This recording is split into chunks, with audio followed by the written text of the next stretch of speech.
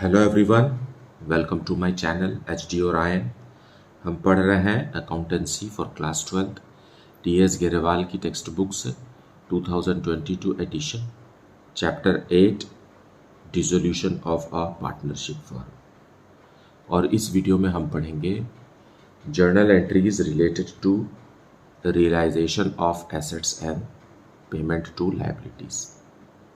So let us see some questions from the textbook. Question number 16. Pass the journal entries for the following transactions on the dissolution of the firm of P and Q after assets other than cash and outside liabilities have been transferred to realization account. Stock rupees 2 lakh. P took over 50% of stock at a discount of 10%. The remaining stock was sold at a profit of 25% on cost. Then debtors rupees 2,25,000, a provision for doubtful debts rupees 25,000, 20,000 of the book debts proved bad. Then land and building book value rupees 12,50,000 sold for rupees 15 lakh through a broker who charged 2% commission. Then machinery book value 6 lakh was handed over to a creditor at a discount of 10%. Okay. Then investment book value rupees 60,000 realized at 125%. Goodwill of rupees 75,000 was and prepaid fire insurance of rupees 10,000. Then trade creditors rupees 1,60,000. Half of the trade creditors accepted plant and machinery at an agreed valuation of rupees 54,000 and cash in full settlement of their claims after allowing a discount of rupees 16,000.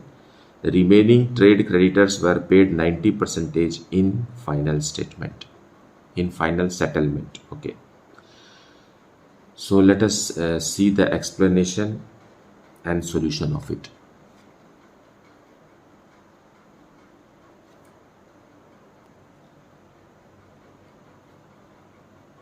Solution 16 we will see. First point A, हमारे पास stock है 2 lakh rupees का। 2 lakh rupees को दो हिस्से में बांट रहे हैं। क्वेश्चन में लिखा हुआ है stock rupees 2 lakh, P took over 50% of stock at a discount of 10%. Now P कौन है? P is the partner. 50% of 2 lakh is 1 lakh. 1 lakh rupees का स्टॉक P 10% डिस्काउंट में ले गया, तो हम इसमें से डिस्काउंट लेस करेंगे। 1 लाख रुपीज़ का 10% हो गया 10,000, मतलब P इसको 90,000 रुपीज़ में ले गया। फाइन। एंड रिमेनिंग जो है 1 लाख का बचा है जो स्टॉक, उसका क्या हुआ? यह लिखा हुआ है कि stock was sold at a profit of 25% on cost. तो इसमें हम प्रॉफिट जोड़ेंगे। 1 लाख का 25% होगा 25,000। सो इसे हमने बेच दिया 1,25,000। फाइन। अब इसकी हमें जर्नल एंट्री करनी है। सो जर्नल एंट्री में क्योंकि पैसा आ रहा है, ये तो बैंक है, कैश है। Fine. So bank account debited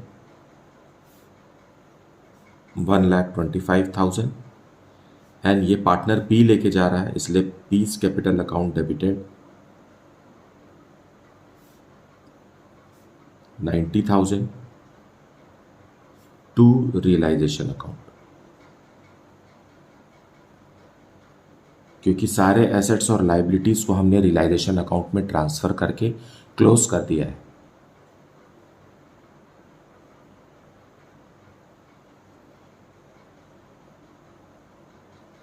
being stock realised.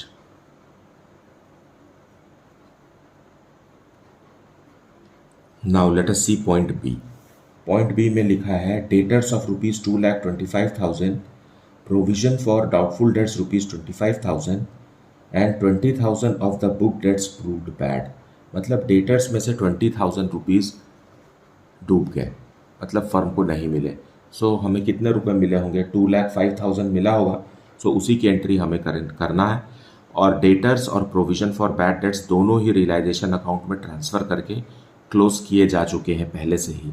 So amount मिल रहा है हमें बैंक में 2,25,000 में से 20,000 rupees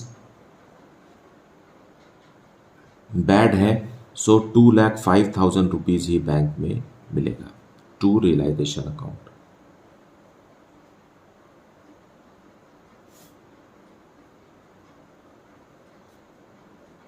being realized from debtors.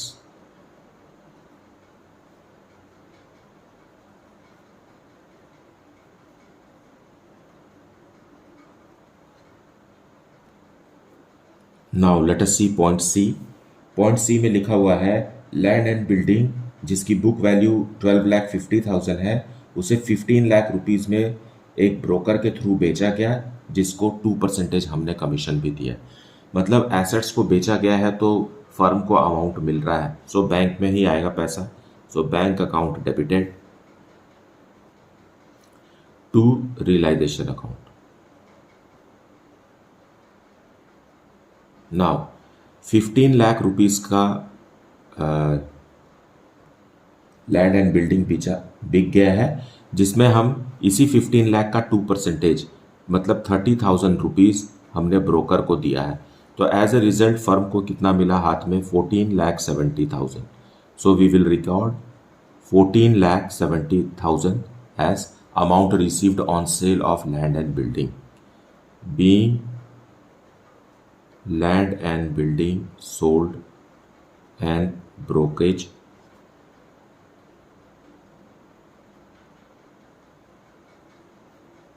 paid. Now point D, machine book value rupees 6 lakh was handed over to a creditor at a discount of 10%. Now machine और creditor दोनों ही realisation account में transfer किए जा चुके हैं और ये आपस में सेटल हो रहा है। फाइन, मतलब मशीन को क्रेडिटर ले रहा है, कैश नहीं ले रहा क्रेडिटर, मशीन ले जा रहा है अपने ड्यू के लिए। सो उसके लिए no journal entry is required.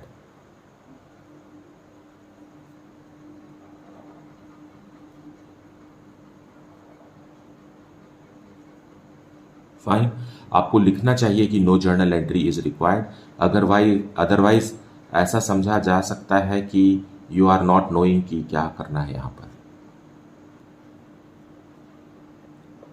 Now point E, investment whose book value is ₹60,000 realised at 125%। So investment एक एसेट है, उसे बेचा गया है 25% ज़्यादा में। सो बैंक में कितना पैसा आएगा? 60,000 रुपीज़ बुक वैल्यू है और 125% में इसे बेचा गया है, सो 1/4 और आ जाएगा यहाँ पर, सो 75,000 रुपीज़ में। सो टू रियलाइजेशन अकाउंट। सारे एसेट्स और लाइबिलिटीज़ को हम रियलाइजेशन अकाउंट के नाम से ही सेटल करेंगे क्योंकि अब वो सब ट्रांसफ़र हो चुके हैं रियलाइजेशन अकाउंट में। Being investment sold,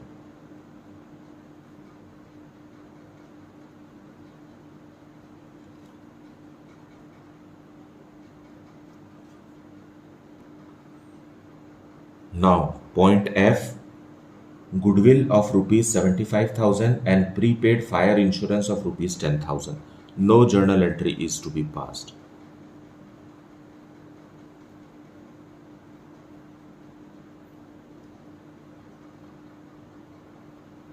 Why?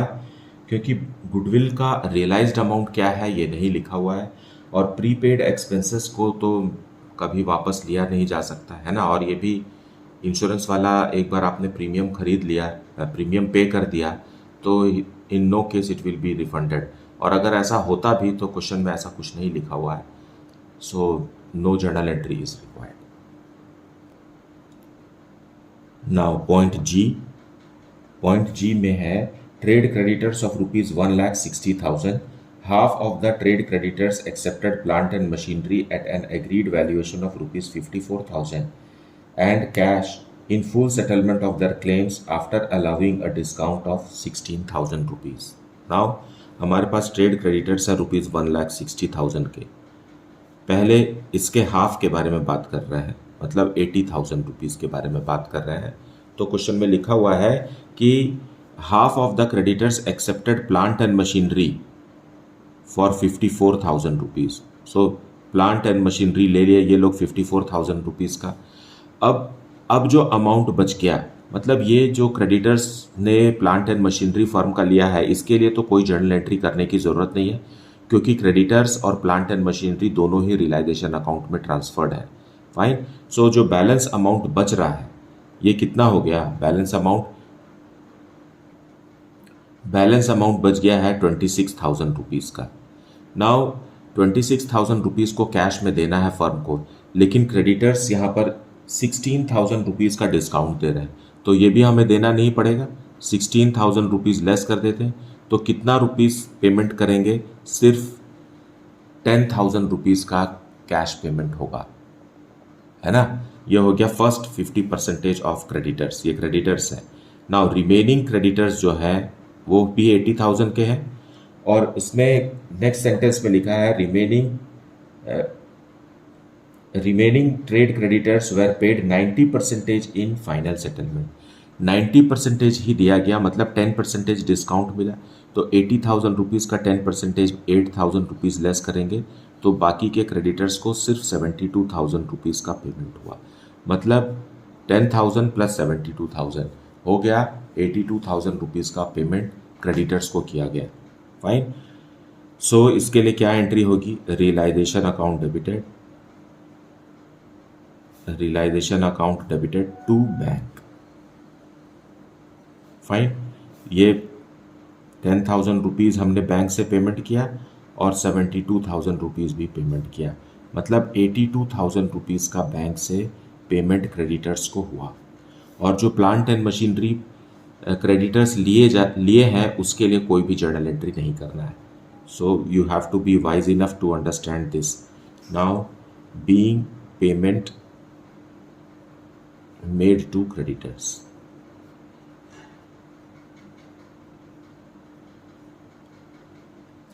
So this is how you have to understand the question.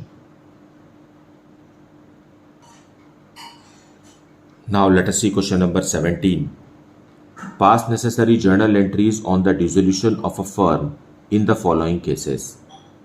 Dharam, a partner, was appointed to look after the process of dissolution at a remuneration of rupees 12,000, and he had to bear the dissolution expenses. Dissolution expenses rupees 11,000 were paid by Dharam. Okay. Second is point B is Jay, a partner, was appointed to look after the process of dissolution and was allowed a remuneration of rupees 15,000. Jay agreed to bear dissolution expenses. Actual dissolution expenses rupees 16,000 were paid by Vijay, another partner, on behalf of Jay. Okay. Now, point C, Deepa, a partner, was to look after the process of dissolution, and for this work, she was allowed a remuneration of rupees 7,000. Deepa agreed to bear dissolution expenses. Actual dissolution expenses were rupees 6,000, were paid from the firm's bank account. Okay. Point D, Dev, a partner, agreed to do the work of dissolution for rupees 7,500. He took away stock of the same amount as his commission. The stock had already been transferred to realization account. Okay. Then point E is Jeev, a partner, agreed to do the work of dissolution for which he was allowed a commission of rupees 10,000. He agreed to bear the dissolution expenses. Actual dissolution expenses paid by Jeev were rupees 12,000. These expenses were paid by Jeev by drawing cash from the firm. Okay. Then point F, a debtor of rupees 8,000 already transferred to realization account agreed to pay the realization expenses of rupees 7,800 in full settlement of his account. So let us see all these points with a detailed explanation in the solution. Solution 17, point A. Now इसमें question में लिखा हुआ है Dharam a partner was appointed to look after the process of dissolution at a remuneration of 12,000 and he had to bear the dissolution expenses and dissolution expenses rupees 11,000 were paid by धर्म। मतलब धर्म एक partner है और partnership firm ने अपने partner धर्म को कहा कि आप डिसोल्यूशन का काम देखिए। उसके लिए फर्म ने धर्म को 12,000 रुपीज़ दिया। अब धर्म ने कितना खर्च किया वो धर्म का अपना अपना नज़रिया है कि उसने कितना रुपया खर्च किया। वो 12,000 रुपीज़ जो फर्म के से बात हुई है उससे ज़्यादा भी खर्च कर सकता है और कम भी खर्च कर सकता है, इसका फर्म से कोई लेना देना नहीं है। लेकिन फर्म ने जो कमीशन 12,000 रुपीज़ धर्म को दिया है ये फर्म अपने बुक में रिकॉर्ड करेगा। फाइन। सो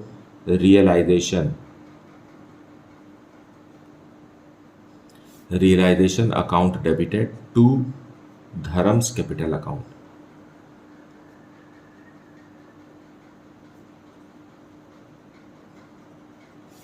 ₹12,000 बस इसी की एंट्री होगी। ये 12,000 रुपीज़ फर्म ने धर्म को दिया और धर्म ने कितना खर्च किया वो उसकी जिम्मेदारी है, उसको हम फर्म के बुक में रिकॉर्ड नहीं करेंगे। बीइंग कमीशन पेड टू या रेम्यूनरेशन है ना,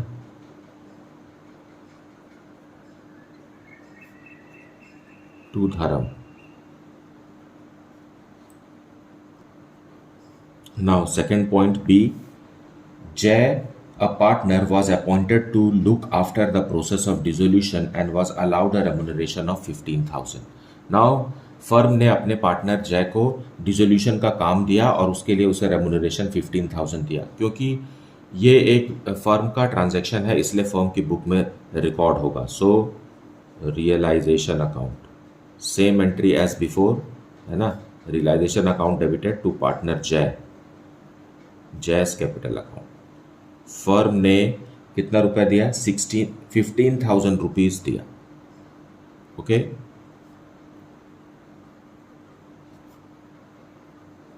बीइंग रेम्यूनरेशन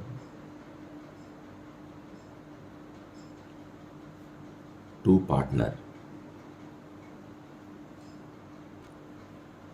सो अब जय की जिम्मेदारी है कि जय डिसोल्यूशन से रिलेटेड सारे एक्सपेंसेस करे क्योंकि उसको पहले ही कमीशन मिल गया है। अब now Jay will be looking after the dissolution expenses.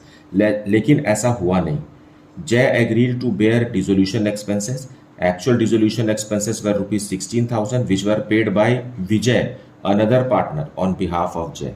अब एक्चुअल डिसोल्यूशन एक्सपेंसेस जो समझदारी से 15,000 के अंदर होना चाहिए था 16,000 हो गया है ना, और उसे जय को पे करना चाहिए था लेकिन जय ने ना पे करके दूसरे पार्टनर विजय ने पेमेंट किया।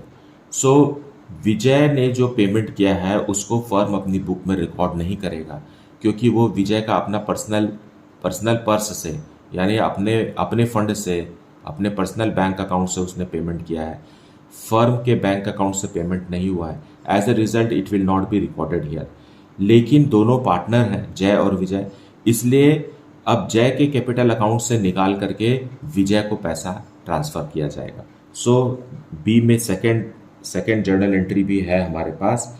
सो जय के कैपिटल अकाउंट से पैसा निकालेंगे हम, है ना। सो जयस कैपिटल अकाउंट को डेबिट कर देंगे हम, मतलब कम कर देंगे, and the amount will be 16,000 क्योंकि विजय ने जय के बदले 16,000 रुपीज़ पे किया है और ये विजय को ट्रांसफ़र होगा। विजय भी एक पार्टनर है। 16,000 rupees being amount transferred.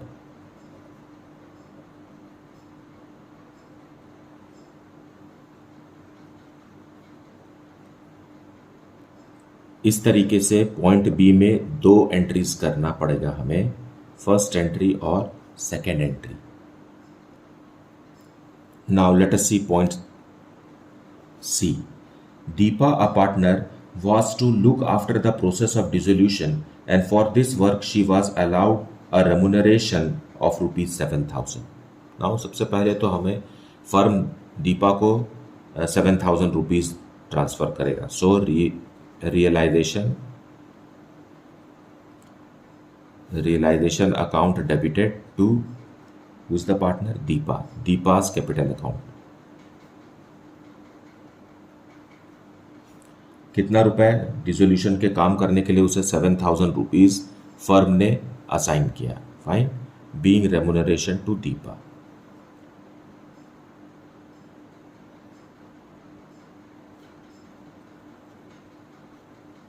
Partner Deepa.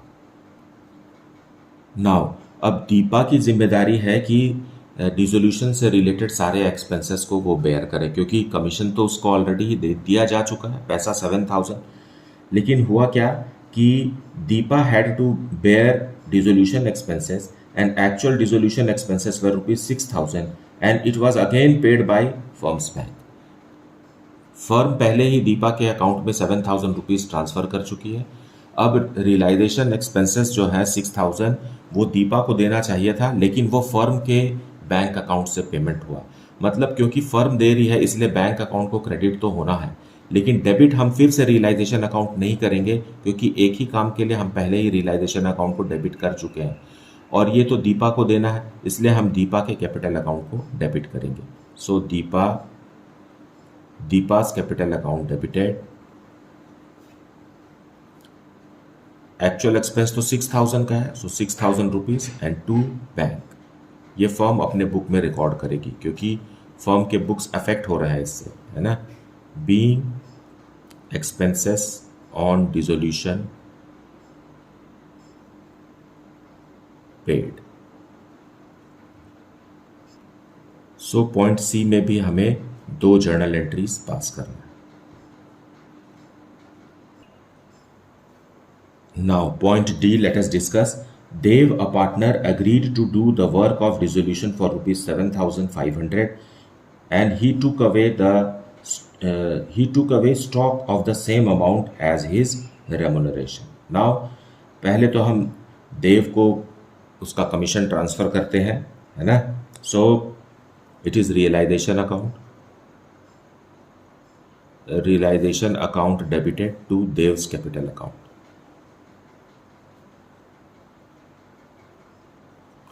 Rupees 7,500 being remuneration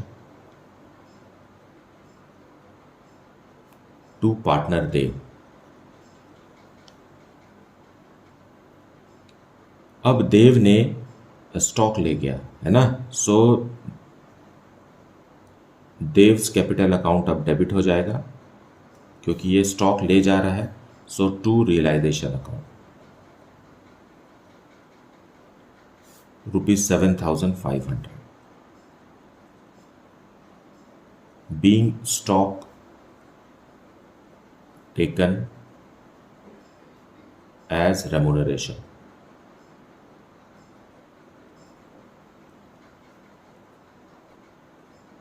सो यहाँ देखिए कि पहले हमने उसको रेमुनरेशन ड्यू किया, उसके अकाउंट में रेमुनरेशन ट्रांसफ़र किया, लेकिन उसने स्टॉक ले लिया. तो स्टॉक लिया तो देव का कैपिटल अकाउंट को डेबिट करके रियलाइजेशन अकाउंट को क्रेडिट करना पड़ा. इस तरीके से देखिए, एक बार रियलाइजेशन अकाउंट डेबिट हुआ है, एक बार क्रेडिट हुआ है. उतने ही अमाउंट से देव का कैपिटल अकाउंट भी एक बार क्रेडिट हुआ है, एक बार डेबिट हुआ है. मतलब ये आपस में एक दूसरे को नलीफाई कर रहे हैं. तो इसका एक ऑल्टरनेटिव है कि no journal entry. No journal entry was required for such type of transaction, जिसमें एक बार उतने ही अमाउंट से खुल रहा है और उतने ही अमाउंट से बंद हो रहा है. So it can just be written as a statement in place of a journal entry. Now let us see point E. Point E में लिखा हुआ है कि Jeev, a partner, agreed to do the work of dissolution for which he was allowed a commission of ₹10,000.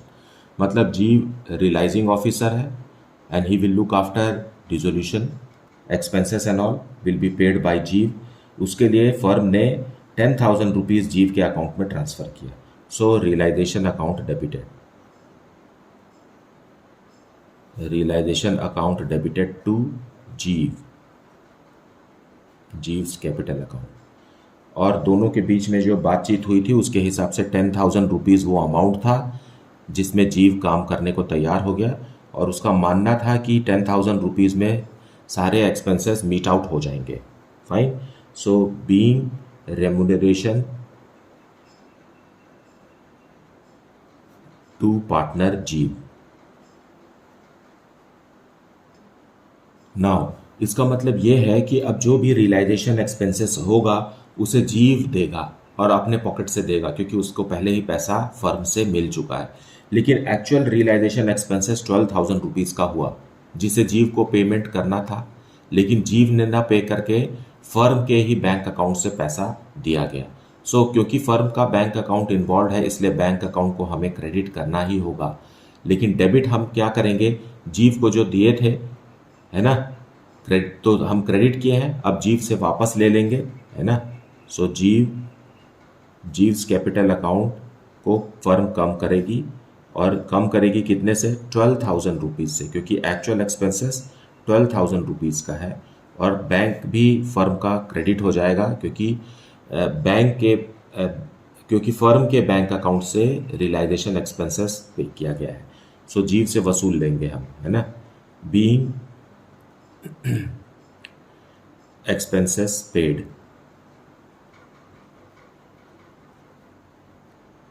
Now let us see point F। Point F में लिखा हुआ है a debtor of rupees 8,000 already transferred to realization account agreed to pay the realization expenses of rupees 7,800 in full settlement of his account। Now firm को ना amount मिल रहा है debtor से, और ना ही फर्म रियलाइजेशन एक्सपेंसेस के लिए कुछ पेमेंट कर रहा है। तो एज ए रिजल्ट फर्म की बुक में कोई भी जर्नल एंट्री करने की ज़रूरत नहीं है। So no journal entry is required.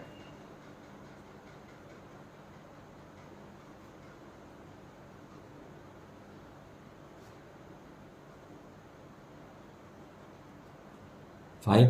तो इसे आप समझिए कि डेटर से फर्म को कोई भी अमाउंट रिसीव नहीं हो रहा है, एज ए रिजल्ट फर्म का बैंक अकाउंट वगैरह कुछ अफेक्ट नहीं हो रहा। First thing. सेकेंड थिंग ये है कि रियलाइजेशन एक्सपेंसेस के लिए भी फर्म को कोई पैसा देने की ज़रूरत नहीं है, क्योंकि वो डेटर ने वो जिम्मेदारी ले ली है। इस तरीके से फर्म के बैंक अकाउंट से कोई भी पैसा माइनस भी नहीं हो रहा है। तो एज ए रिजल्ट बैंक से रिलेटेड कोई जर्नल एंट्री होगी नहीं। फाइन। और डेटर्स ऑलरेडी रियलाइजेशन अकाउंट में ट्रांसफर्ड है, और रियलाइजेशन एक्सपेंस एक लाइबिलिटी है, मतलब ये फर्म को देना है। सो दोनों ही रियलाइजेशन अकाउंट के नाम से ही ओपन होंगे। एज ए रिजल्ट हमें रियलाइजेशन अकाउंट में इसे लिखने की ज़रूरत ही नहीं है, and there will be no journal entry required for such type of transaction. Fine. मुझे उम्मीद है कि आपने वीडियो को पूरा देखा है और एक्सप्लेनेशन को भी अच्छे से सुना है, एंड इसके बावजूद भी आपको कुछ डाउट है, then please put it in the comment section. Do like, subscribe and share the channel. Thank you so much for watching.